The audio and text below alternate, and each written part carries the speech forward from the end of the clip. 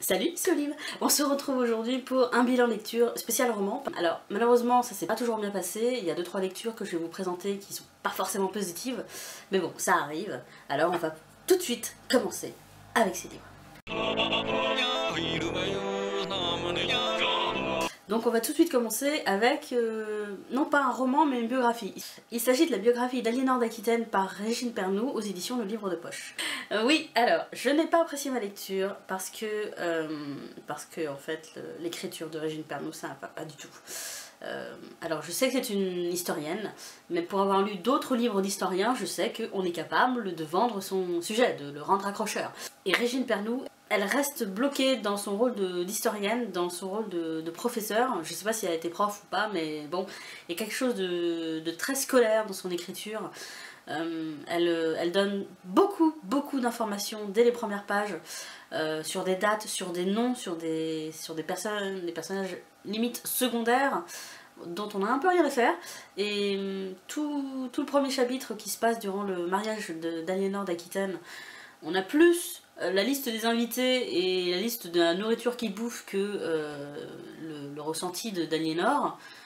Vraiment, il y a 3 pages entières sur le nom des invités, de ceux qui sont venus parce que ce sont les cousins germains d'Aliénor, qu'ils étaient autrefois en guerre avec son père, que machin, enfin bref. Et au final, moi ce qui m'intéresse c'est la vie d'Aliénor. Moi j'aurais voulu voilà, savoir comment elle avait réagi à son mariage, la rencontre avec son premier époux.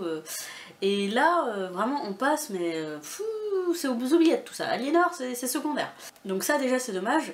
Et surtout le style, j'ai pas ressenti d'âme derrière ce livre, j'ai pas ressenti de piquant, de quelque chose qui me fasse réagir. Et j'ai essayé, j'ai lu je sais pas, les 5-6 premiers chapitres, et j'ai abandonné parce que vraiment je pouvais pas, quoi. Trop d'informations inutiles, on se noie sous les infos, trop de noms, trop de descriptions, trop de machin, pas assez de narration. Aliénor qui passe aux oubliettes, voilà, j'ai trouvé ça un peu dommage.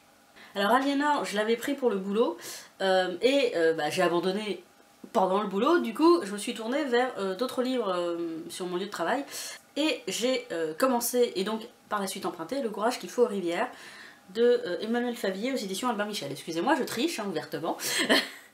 Alors celui-là, c'est l'un des seuls livres de la rentrée littéraire de cette année qui m'intéressait, avec Point Cardinal que je vous ai présenté précédemment.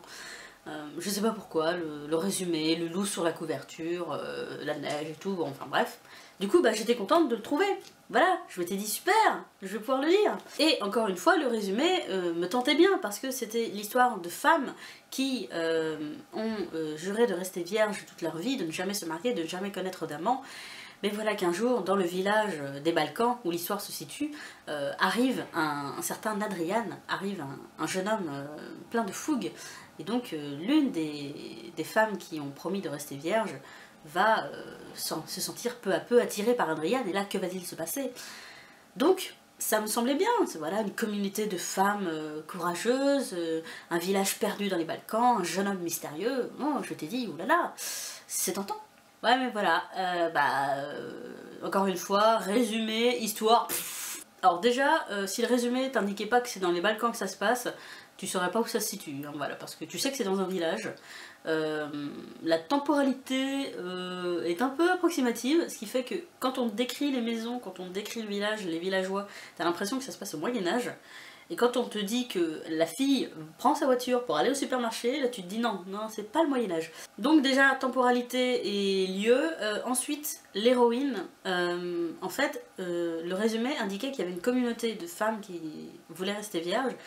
Et on apprend dès les premières pages que l'héroïne est toute seule. C'est la seule de son village qui fait ça. Elle a fait ça pour échapper à un mariage quand elle était jeune, et donc dans son village c'est la tradition. Les jeunes filles peuvent échapper à leur mariage, mais dans ce cas-là, pas d'amant, pas de mariage, pas d'enfant. Solitude éternelle. Et l'héroïne, c'est ce qu'elle a fait. Elle a donc une 40aine d'années au moment où l'histoire commence, et elle n'a jamais connu d'homme. Et quand Adrian arrive, effectivement, elle se sent troublée. Elle se sent troublée parce qu'il est mystérieux, il est attentif, il est souriant, mais en même temps, on sent qu'il a un secret. Et son corps réclame Adrian, en fait. Voilà, elle se sent poussée vers lui, physiquement parlant, et émotionnellement parlant, évidemment. Et en plus Adrian il passe tous les jours chez elle, donc forcément bon bah ça les rapproche et l'héroïne va peut-être parler à Adrian. Donc là sur le papier ça a l'air bien, c'est vendeur et tout, mais dans les faits le style est poétique, ça je veux bien le croire, mais c'est un peu redondant quoi, c'est lent. Il n'y a pas beaucoup d'événements, alors on sent qu'il y a des secrets quand ils sont révélés, on n'est pas si surpris que ça. Le secret d'Adrian, bon, moi je fais ah bon, ok, voilà. et je sais pas, moi il y a quelque chose qui m'a gênée. Déjà le fait qu'elle soit seule à vouloir ne pas se marier alors qu'on nous vendait une communauté, moi j'ai trouvé que c'était pas bien, parce que ça nous induisait en erreur, et voilà, j'aime pas être induite en erreur. Et je sais pas, les personnages m'ont semblé un peu vides, un peu fades. Il n'y a pas beaucoup d'approfondissement, même s'ils ont des secrets, même s'ils ont des pensées. Voilà, le monde où ça se situe, enfin ce petit village des Balkans, me semble un peu ennuyeux. Je me suis un peu ennuyée dans ma lecture. Et je sais pas, j'ai pas été surprise par ce livre. Voilà, dès les premiers instants, on sent comment ça va se finir. Bon, voilà. Je suis pas rentrée dedans, en fait, tout simplement. C'était le premier roman de cet auteur. Donc pour un premier roman, je dirais que pas mieux faire. Voilà. Je suis un peu déçue. Parce que j'ai pas été emportée, parce que les personnages m'ont pas semblé si extraordinaire que ça, et parce que ce village dans les Balkans m'a l'air, mais alors, d'un ennui mortel. C'est pour ça que j'ai un peu de mal avec la littérature contemporaine, c'est que souvent les histoires sont un peu vides en fait, c'est mon ressenti, et moi j'ai besoin que ça bouge, voilà, donc bon, là encore une fois ça bouge pas trop, voilà, on reste un peu plan-plan sur son siège, et voilà, c'est dommage, mais bon, c'est pas grave. Dernier livre, promis, où je n'ai pas trop aimé ma lecture, il s'agit du Rêve de Ryosuke de Durian Sukegawa, encore une fois aux éditions Albin Michel. Plus tôt dans l'année, je vous avais présenté Les Délices de Tokyo, le premier roman de cet auteur que j'avais vraiment beaucoup aimé. La lecture m'avait vraiment beaucoup plu, je me suis sentie emmitouflée dans un endroit douillet durant ces chapitres, voilà, c'était tout doux, c'était tout tendre, et donc je m'attendais évidemment à aimer cette lecture, surtout que Pico Books, je vous mettrai le lien de sa chaîne si ça vous intéresse, avait beaucoup aimé, et on avait fait l'éloge sur Instagram, avait dit ouais c'était très bien, en plus ça donnait envie de manger du chèvre, enfin bref, tout avait l'air merveilleux. Et donc je l'ai commencé avec enthousiasme, voilà, le résumé me tentait bien, ça a commencé bien, le personnage principal Ryosuke avait l'air intéressant, mais finalement voilà, ça l'a pas trop fait. Donc Ryosuke est un jeune homme qui a presque 30 ans, qui était cuisinier et finalement a quitté son boulot, on ne sait pas trop pourquoi, et va se retrouver à être engagé pour des travaux sur une île du Japon. Donc il va partir avec deux autres personnes, des inconnus, et donc ils vont tous les trois vivre plusieurs mois sur cette île pour faire des travaux concernant l'eau, l'arrivée d'eau si je me souviens bien. Voilà. Dès qu'il s'agit de travaux, moi je pars ailleurs. Hein. Et Ryosuke, c'est un jeune homme sensible, il a déjà fait une tentative de suicide, mais ça s'est pas très bien passé, la preuve il est encore là, et surtout il a réalisé quand il avait le couteau à l'intérieur de son corps que finalement il avait bien envie de vivre. Même s'il a envie de vivre, il y a toujours une petite voix dans sa tête qui le pousse au suicide, qui lui dit qu'il est inutile, que la vie ne vaut pas la peine, que de toute façon il est tout seul et qu'il ne manquera à personne, parce que Ryosuke n'a pas de famille, n'a pas d'amis. Et voilà, il est toujours tiraillé entre cette petite voix qui n'arrête pas de lui susurrer des choses horribles à l'oreille et son envie de vivre quand même et d'essayer de s'en sortir. Mais surtout, Ryosuke, s'il a accepté ce boulot, c'est parce que visiblement il connaît quelqu'un sur l'île où il va et il aimerait le rencontrer parce que sa mère lui a beaucoup parlé de lui quand il était enfant, et donc il y a un mystère, il y a un secret qui va être dévoilé. Je n'en dis pas plus, mais voilà, vous savez à peu près le contexte de l'histoire, et c'est vrai que les premiers chapitres, j'étais plutôt satisfaite, parce que je me suis très vite attachée à Ryosuke, qui est un jeune homme sensible, qui est très mélancolique, et j'avais envie de le voir réussir, de le voir heureux. L'île où ils vont est magnifique, même si les habitants sont des connards finis. Mais voilà, je n'ai pas réussi à rentrer totalement dans cette histoire parce que je n'ai pas retrouvé le côté douillet, accueillant que j'avais découvert dans les délices de Tokyo. J'ai trouvé qu'il y avait beaucoup de longueur, qu'il y avait certains passages où je suis allée un peu vite dans ma lecture parce que bon, c'était un peu lent, voilà, ouais, bon, on rencontre des gens, on leur parle, on boit beaucoup, voilà, il y a des chèvres qui se baladent. J'ai tourné que ça tournait un peu en rond de temps en temps, voilà, il n'y avait pas vraiment d'évolution, et voilà, c'est dommage, mais j'ai pas retrouvé le côté... en fait, avec les délices de Tokyo, j'avais eu l'impression de me retrouver dans une ambiance chaleureuse, un peu comme dans Ensemble et c'est tout d'Anna Gavalda, si je me trompe pas. Et voilà, j'ai pas retrouvé cet accueil, j'ai pas retrouvé ce bonheur de lire avec, avec le rêve de Ryosuke. Et je suis un peu déçue, voilà, parce que c'est pas un mauvais livre, pas du tout, mais bon, c'est juste que moi je suis pas rentrée dedans, et je sais pas, c'était pas le moment, peut-être que à une autre période de l'année, il m'aurait plu, enfin, bon, c'est pas grave, voilà. Donc je vous le conseille aussi, ce livre-là. Contrairement au Courage qu'il faut rêver, celui-là je vous le conseille pas du tout. Mais celui-là je vous le conseille parce que c'est pas un mauvais livre, c'est bien écrit, les personnages sont attachants. C'est juste que bah y a un mur, il y a un bloc là entre lui et moi, et ça c'est pas fait. Mais c'est quand même un bon livre. Voilà, donc moi je vais le poser.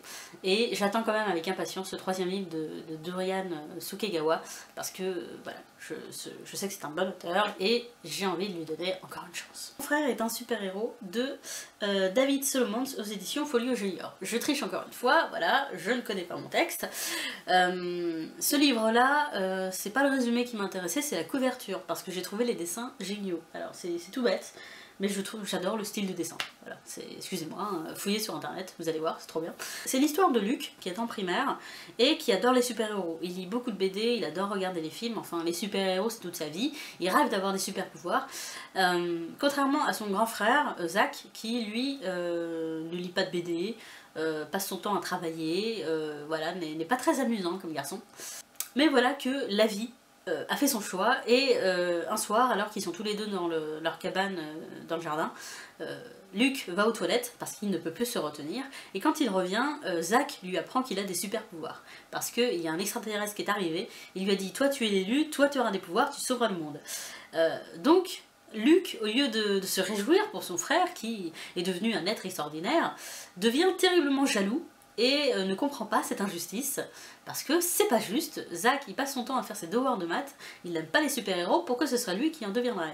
Donc à partir de là, il y a une rivalité entre frères, mais finalement Luc, bon, se dit qu'il va faire avec ce qu'il a, hein, il va aider son frère Zach à sauver le monde.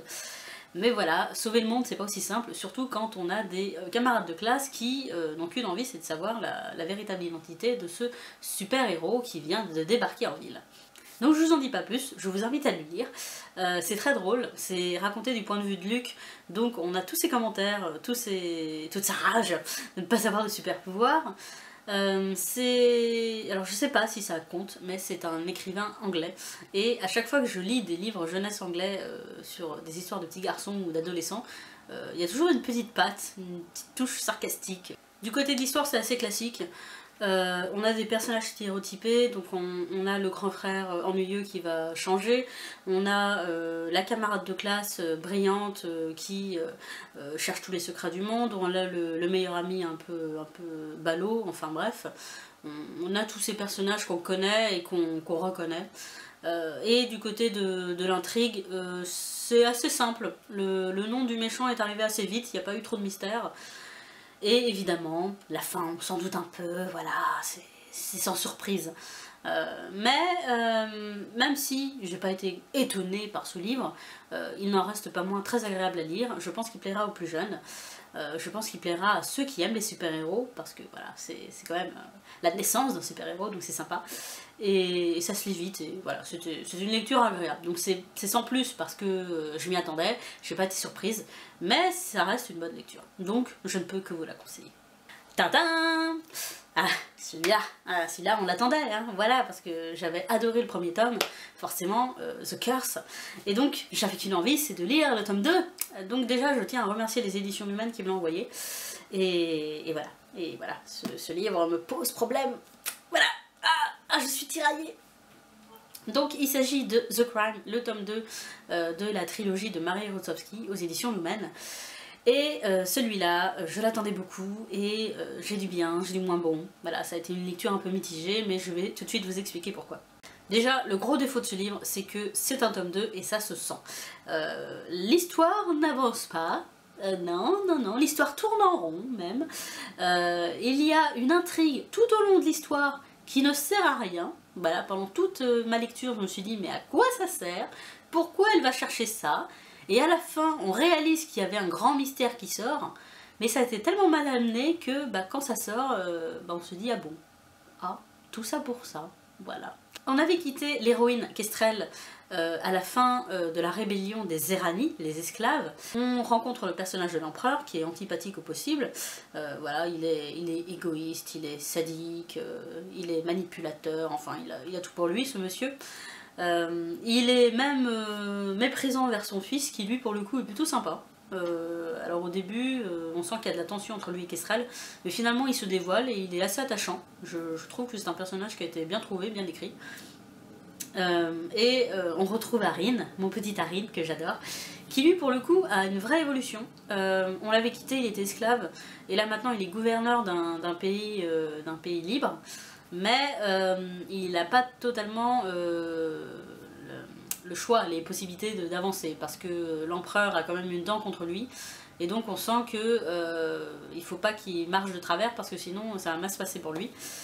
Et surtout, il est tiraillé par ses désirs, parce qu'il veut aider son peuple, il veut aimer Kestrel, mais c'est pas possible, donc voilà, il est tiraillé tout au long de ce livre, de ce second tome.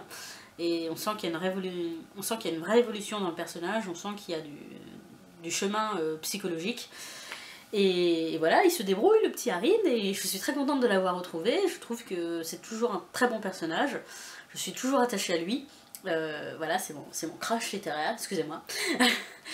Et voilà, j'ai aimé le voir se débrouiller, j'ai aimé le voir s'aventurer sur d'autres terres, voilà, on découvre un autre pays avec sa culture, ses personnages et tout. Ça j'ai beaucoup apprécié parce que ça agrandit l'univers de Marie Rossovsky et on voit qu'elle a bien travaillé cet univers, qu'elle a de bonnes idées et que voilà, c'est très crédible. Donc ça, sur ce coup-là, j'ai bien aimé. Non, voilà, moi mon gros point faible pour cette lecture, c'est Kestrel, qui n'avance pas, qui tourne en rond, qui fait erreur sur erreur et qui ne retient rien de ses erreurs, et ça m'énerve. Et encore une fois, Kestrel est censée être une manipulatrice, une fille qui devine tous les jeux de tout le monde, et elle tombe dans les panneaux de tout le monde, enfin voilà. Dans le résumé, il est dit que il y a la cour impériale, évidemment, avec les nobles et tout, qui veulent voir Kestrel plus bas que terre. Voilà, Kestrel est en danger constamment. Et là, il y a un problème parce que si du côté de l'empereur, on sent que le danger rôde, parce que l'empereur c'est un salopard, du côté des nobles, on les voit pas les nobles. Et la cour me semble vide, j'ai l'impression qu'il n'y a personne qui vit dans ce château, j'ai l'impression que Kestrel est toute seule. Parce que la jeune fille passe son temps dans ses appartements, ne sort pas, ne parle à personne. Elle reste seule dans son coin.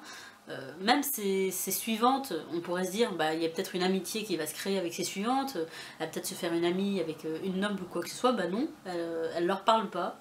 C'est à peine si elle les voit. Enfin, alors, c'est plus ou moins sous-entendu que tout le monde est un espion. Voilà, c'est amené comme ça, parce qu'il se trouve que, voilà, elle découvre qu'une de ses suivantes est une espionne, mais ça n'empêche pas de parler aux autres, enfin, je sais pas, ouvre-toi un peu.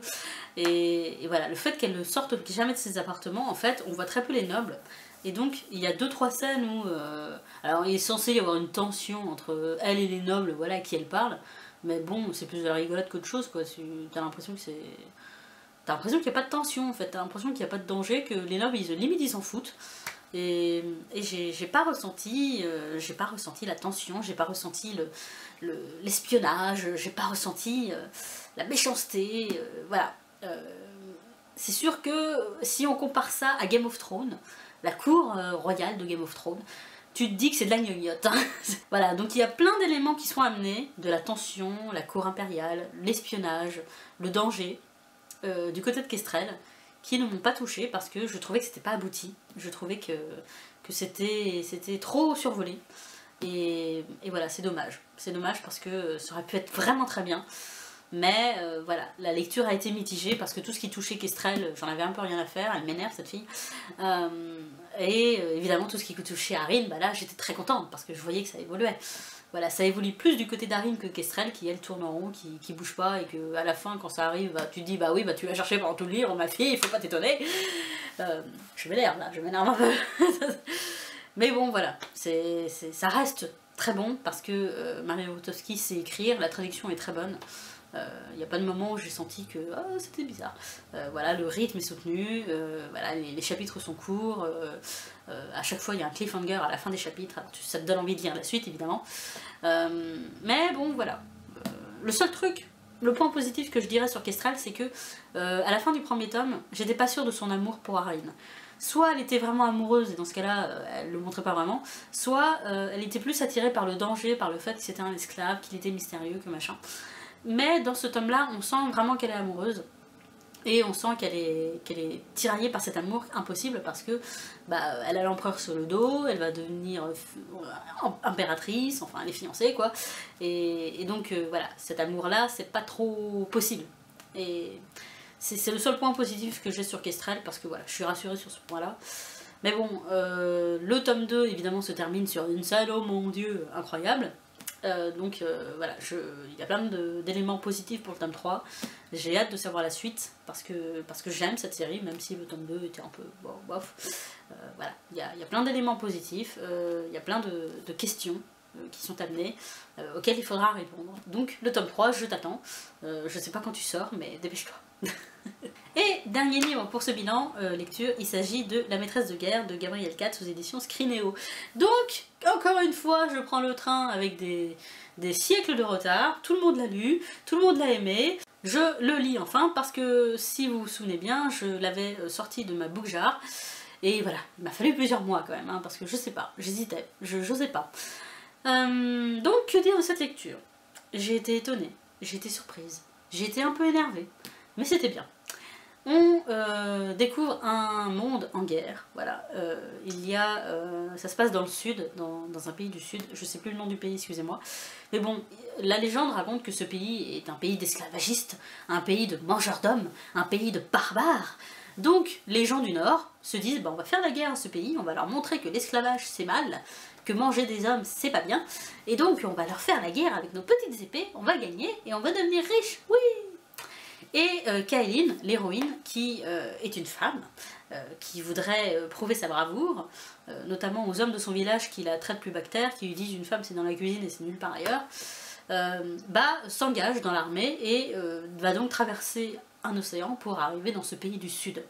Et le résumé nous dit que Kaelin est une femme forte qui sait se battre, qui ne veut pas se marier, qui veut prouver sa valeur et tout. Donc moi je m'étais imaginé une femme badass, tu vois, je m'étais dit waouh, elle sait se battre et tout, c'est une épéiste de talent, c'est la seule femme de toute l'armée, oh mon dieu. Eh bah non, pas du tout, non, parce que Kaelin, la première scène, elle est entourée de mecs qui lui mangent dans la main, parce qu'elle est très belle, et ses potes se font mais laminer, se font tous tuer par un soldat ennemi, et elle, la première chose qu'elle fait, c'est tomber en pleurs devant l'ennemi, voilà. Du coup, Kaelin, qui n'a même pas sorti son épée, se fait attraper, évidemment, et devient esclave dans ce pays ennemi. Donc elle devient en fait l'esclave du maître de guerre du pays ennemi et va donc apprendre à récurer des fours, à faire la cuisine et à porter des vêtements qui n'en sont pas. Donc pour la femme badass on repassera, hein. Merci Gabriel Katz, merci Scrinéo surtout pour avoir fait un résumé qui ne résume rien, qui nous induit en erreur encore une fois. Mais pourquoi vous faites ça? Arrêtez. Donc durant ces captivités, Kaelin va réaliser que, évidemment, toutes les rumeurs, les légendes sur les gens de ce pays sont fausses. Hein. Ils ne mangent pas d'hommes, ils sont esclavagistes, c'est vrai, mais voilà, ils ne traitent pas les hommes plus bactères non plus. Enfin, c'est un pays comme un autre, avec sa culture, avec ses richesses. Et Kaelin va mine de rien, se sentir bien dans ce pays, parce que elle va avoir la chance, je vous dis pas comment, de révéler sa valeur, de prouver qu'elle sait se battre, et donc, voilà, peut-être va-t-elle ne pas rester esclave toute sa vie. Je vous en dis pas plus, parce que ce serait vous spoiler, et je n'aime pas qu'on me spoil, donc je ne vais pas vous spoiler. Mais que dire, alors Kaelin, évidemment, n'a rien de la femme badass qu'on nous décrit dans le résumé. C'est plus une femme qui a de temps en temps de la chance, et va utiliser cette chance, va faire en sorte de s'en sortir comme ça. Voilà, il y a le hasard qui tombe, donc elle va se dire je vais en profiter, hein, je vais me tirer de là. Voilà, elle fait des rencontres qui vont l'aider, machin. Notamment en ce qui concerne le maître d'armes qui va la prendre sous son aile. Voilà, je vous ai révélé ça, mais bon c'est pas grave, hein, on le sent très vite. Il se trouve que le maître d'armes, oui, donc devient son professeur, devient son instituteur et va lui donner des leçons. Voilà, il va lui donner des leçons de vie qui sont pas forcément agréables à entendre. Et Kaelin, là sur le coup, elle fait un peu sa capricieuse et les leçons, elle les écoute pas forcément tout le temps. Donc c'est un peu quand elle veut, hein, Kaelin, hein, oui, je te vois. Donc de ce côté-là, Kaelin, t'as un peu envie de la baffer, de lui dire mais attends, le maître de guerre, il sait de quoi il parle, écoute-le, machin, mais non. Bref. Mais il y a quand même une vraie évolution de la jeune femme, puisqu'elle commence la guerre, on a l'impression qu'elle fait plus une promenade de santé qu'autre chose, et voilà, elle termine, elle sait se battre, voilà, elle prouve sa valeur, elle prouve son évolution, elle tombe amoureuse. Je dirais pas de qui dans le livre, voilà, mais il se trouve que au départ c'est une relation physique, purement physique, et voilà, il y a une évolution de ce côté-là, et moi j'ai bien aimé l'évolution. Alors évidemment Gabriel Katz nous harcèle, nous jette en pâture devant tous ces personnages. Il y a plein de personnages, des méchants, on a plein de méchants, donc il y a des complots partout, il y a de la vengeance et tout, à chaque fin de chapitre on sait plus à quoi s'en tenir, oh là là c'est terrible. Donc c'est à ce niveau-là, scénaristiquement parlant, très bien fait. Bon, alors des personnages peuvent paraître un peu caricaturaux et il y a certains éléments assez attendus, voilà, notamment la fin, moi je devinais. Ce que j'aime tout particulièrement avec Gabriel Katz, c'est qu'il sait te vendre son monde. Alors contrairement à d'autres auteurs, il va pas faire un long descriptif en disant il y a tel pays, il y a tel peuple, il y a telle langue. Non, au contraire, il va le faire de manière très naturelle. Dans des dialogues ou dans des descriptions, de temps en temps, il va te sortir un mot, un nom de plante ou d'aliment, ou alors le nom d'un peuple ou d'une légende, et ça donne une dimension très concrète à son monde, à son univers qu'il a bien travaillé, on le sent. Et ça ouvre une infinie possibilité de monde, de pays, et ça c'est génial parce que voilà, on se plonge tout doucement dans cette fantaisie, et voilà, on est bercé, on est amené tout doucement vers cet univers merveilleux, et ça j'ai beaucoup aimé. Donc voilà, c'est tout ce que j'avais à dire sur la maîtresse de guerre. C'était une bonne lecture. Il y avait des choses qu'on devinait, mais sans plus. Voilà, ça reste un bon roman. Ça me donne envie de continuer à Eternia, que j'ai commencé et que j'ai pas terminé, encore une fois. Et surtout, ça me donne envie de lire le dernier roman de Gabriel Katz, si je me souviens bien, c'est l'ombre de la guerre ou l'ombre noire, ou je sais plus le titre, enfin bref, il en a sorti un cette année, et qui regroupe en fait les 3 héros de ses précédents livres, dont Kaelin, la maîtresse de guerre. Donc voilà, j'ai hâte de lire tous les Gabriel Katz pour me plonger dans son nouveau roman. Donc je vous conseille, voilà, c'est tout. Donc voilà, on va se retrouver pour un nouveau bilan lecture. Je vous souhaite de très bonnes lectures et je vous dis à la prochaine. Salut!